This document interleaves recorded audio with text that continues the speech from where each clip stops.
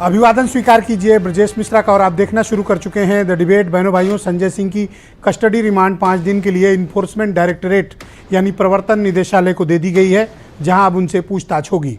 संजय सिंह को कल गिरफ्तार कर लिया गया था। उसके बाद आम आदमी पार्टी ने आज पूरे देश भर में ज़बरदस्त धरना प्रदर्शन किया है और सरकार पर भी गंभीर आरोप लगाए हैं। ईडी ने भी कोर्ट में पेशी के दौरान संजय सिंह के कुछ महत्वपूर्ण तथ्यों का भी खुलासा किया है, लेकिन आज 10 दिन की रिमांड ईडी ने मांगी थी, जिसमें उसे 5 दिन की मोहलत कोर्ट से मिली है। क्या है ये पूरा मामला और क्या ये India alliance versus India alliance के बीच की कोई लड़ाई है या फिर ये मसला कुछ और है? बहनों भाइयों, आज इस विषय पर हम खुलकर चर्चा करने वाले हैं। संजय सिंह की गिरफ्तारी के बाद आम आदमी पार्टी ने आज पूरे देश भर में धरना प्रदर्शन किया है। पूरे देश भर में उन्होंने भारतीय जनता पार्टी के नेतृत्व वाली केंद्र की सरकार पर गंभीर आरोप लगाए हैं कि बीजेपी के इशारे पर प्रवर्तन निदेशालय ने संजय सिंह की गिरफ्तारी की है। आज जब कोर्ट में उनकी पेशी हुई तो उस दौरान भी ईडी ने संजय सिंह के ऊपर आरोप लगाए हैं कि उनके घर पर 2 करोड़ रुपए के लेन देन के आरोप लगाए गए हैं। इन आरोपों में ये बताया गया है कि कुछ कर्मचारियों के माध्यम से संजय सिंह को दिनेश अरोड़ा ने 2 करोड़ रुपए दिए, लेकिन दिनेश अरोड़ा के स्टेटमेंट के अलावा कोई एविडेंस आज कोर्ट में अपने 6 पेज के पत्र में ईडी ने प्रस्तुत नहीं किया। इस कारण जो 10 दिन की रिमांड ईडी द्वारा मांगी गई थी, उसको घटाकर कोर्ट ने 5 दिन की कर दिया है।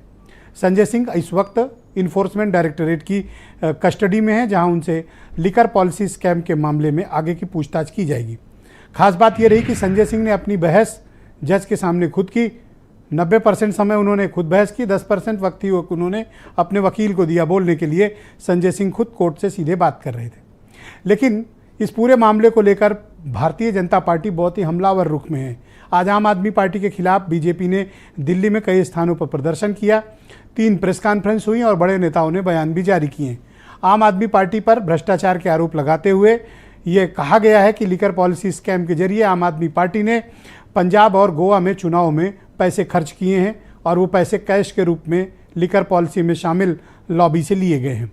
आज इस मामले की सुनवाई मनीष सिसोदिया जेल में है और उस प्रकरण की सुनवाई आज सुप्रीम कोर्ट में भी हुई और सुप्रीम कोर्ट ने इस मामले पर ईडी से कुछ गंभीर प्रश्न किए हैं और 12 अक्टूबर को मनीष सिसोदिया मामले में फ्रेश डेट लगा दी गई है। बहन भाइयों, अब भारत की राजनीति में अब जैसे जैसे चुनाव नज़दीक आ रहा है, सत्ता पक्ष और प्रतिपक्ष के बीच टकराव बढ़ रहा है।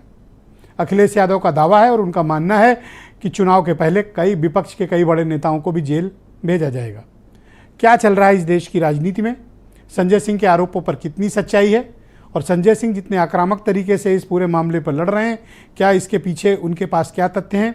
इन सारे मसलों को लेकर इस देश में ज़बरदस्त मसला है। लेकिन देखने वाली बात है कि इंडिया अलायंस का जो मेजर पार्टनर है कांग्रेस, उसकी तरफ सन्नाटा छाया हुआ है।